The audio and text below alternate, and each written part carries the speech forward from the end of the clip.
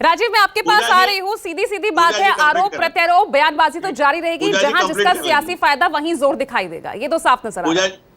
पूजा जी एक minute complete कर लें। 1 मिनट में समाजवादी पार्टी, मैं देखिए वक्त कमी है, मेरे पास वक्त की कमी है। राजीव, आपसे सवाल है।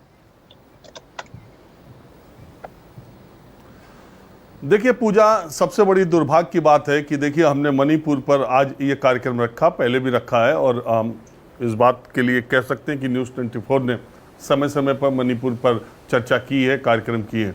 आप मणिपुर पर हम चर्चा कर रहे थे, राहुल गांधी वहाँ जा रहे हैं, वो प्रदेश 2 महीने से जल रहा है, और अगर 40 मिनट तक हमारा कार्यक्रम जो दर्शक देख रहे होंगे उन्हें मणिपुर के बारे में क्या पता चला, प्रवक्ताओं ने सारे पार्टियों के क्या बोला, ये आपके सामने है। मणिपुर की घटना क्या है, मणिपुर क्यों जल रहा है। एक और दुर्भाग्यपूर्ण बात है कि ये जो सोशल मीडिया या हमारे थ्रू भी जो जनता है, देश की जितनी भी जनता अभी आपका कार्यक्रम देख रही है, उसे मुद्दे, वो इसको इन्फॉर्मेशन तो है लेकिन उसको नॉलेज नहीं है। वो किसी भी मुद्दे पर बटी हुई है, या तो समर्थन में या विरोध में, चाहे वो जाने ना जाने। 1 साल तक किसी कानूनों पर चर्चा होती रही। देश के, मुझे लगता है 1% लोगों को भी मालूम नहीं था कि किसी कानून क्यों अच्छा है और किसी कानून क्यों खराब है। लोग जाने अनजाने उसके विरोध में थे, उसके समर्थन में थे। यूसीसी की चर्चा है, किसी को यूनिफॉर्म सिविल कोड उसके समर्थन में है या विरोध में है। इसी तरह से मणिपुर की जो घटना है, इसके बारे में जनता को भी नहीं पता है, और लोग समझ भी नहीं पा रहे हैं कि एक प्रदेश कितनी मुश्किल परिस्थितियों में पहुंच चुका है, और इसकी असलियत, वो घटना क्यों घटी है और मणिपुर की समस्या क्या है, लोगों को भी पता नहीं है, लोगों को भी इंटरेस्ट नहीं है। उनको भी ये जो मुर्गा लड़ाने वाले डिबेट्स हैं, जो राजनीतिक बहसें हैं, जो इस एक दूसरे पर वार प्रतिवार है, इसी में लगे हुए हैं।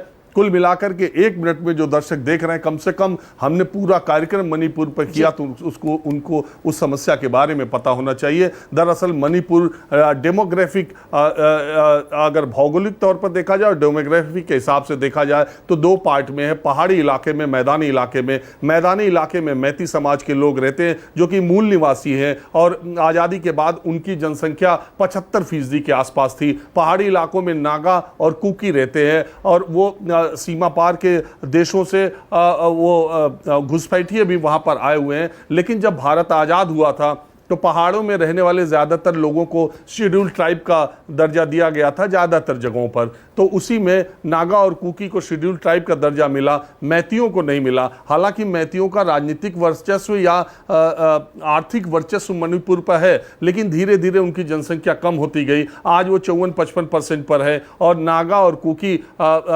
एसटी का रिजर्वेशन पाते हुए आगे निकल गए, ऐसा उनका कहना था। मैती समाज की भी बहुत दिन से ये डिमांड थी, हमें भी एसटी का स्टेटस दिया जाए। हमारी भी स्थिति ठीक उसी तरह की, हम एक ही राज्य के हैं। उसमें कुछ दूसरी बातें भी हैं जो अभी मैं नहीं बोलना चाहता, कोई ऐसी बात जिससे कि जो हालात कहीं खराब हैं और खराब बोल देना किसी पत्रकार या किसी नेता का काम नहीं होता। मैं सिर्फ तथ्य बताना चाह रहा हूं। मैती समाज ने हाईकोर्ट में एक याचिका दाखिल की थी, और हाईकोर्ट ने कहा कि राज्य सरकार 4 हफ्ते के भीतर मैती को एसटी स्टेटस देने के लिए केंद्र सरकार को अपनी रिपोर्ट दे। बस इसी से बवाल शुरू हो गया। उसके बाद 28 अप्रैल को मुख्यमंत्री के कार्यक्रम में जो लोग नहीं चाहते थे कि मैती समाज को एसटी का दर्जा मिले, उन्होंने वहां पर विरोध प्रदर्शन किया। बहुत बुरी तरीके से 3 मई को मार्च निकाला गया हाईकोर्ट के इस फैसले के खिलाफ। बहुत लोग ये मानते हैं कि हाईकोर्ट ने बहुत जल्दबाजी में और बहुत ऐसा फैसला दे दिया जो कि बहुत ही मुश्किल हो गया सरकार के लिए,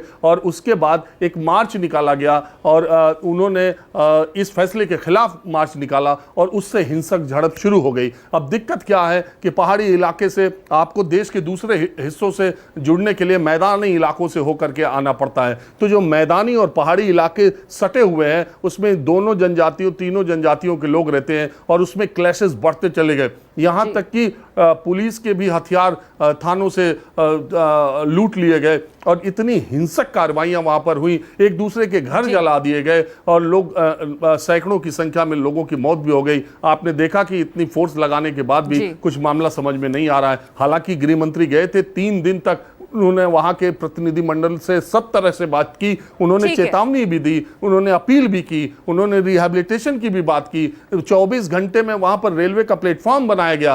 ये सारी कोशिश सरकार की तरफ से की गई, लेकिन कहा यह जा रहा है, आरोप ये है कि ये कोशिशें देर से हुई और अभी तक जितनी कोशिशें माफी हैं, के वो साथ बहुत में कम। राजीव आपको मैं रोकना चाह रही हूं और खास मेहमान जो हमारे साथ जुड़े हैं, बहुत बहुत शुक्रिया। समय की थोड़ी कमी है, इसी वजह से हमें अभी तुरंत ब्रेक लेना पड़ रहा है, लेकिन देखिए मुद्दा बहुत गंभीर है और इस पर जल्द ही जल्द सरकार को और राज्य सरकार को दोनों को कुछ ना कुछ कदम उठाने होंगे, क्योंकि हालात वहां के दिन पर दिन बेहद गंभीर होते जा रहे हैं। जनता बेहद निराश है, हताश है और आस सिर्फ सरकार से है। छोटा सा ब्रेक ले रहे हैं, देखते रहेगा न्यूज़।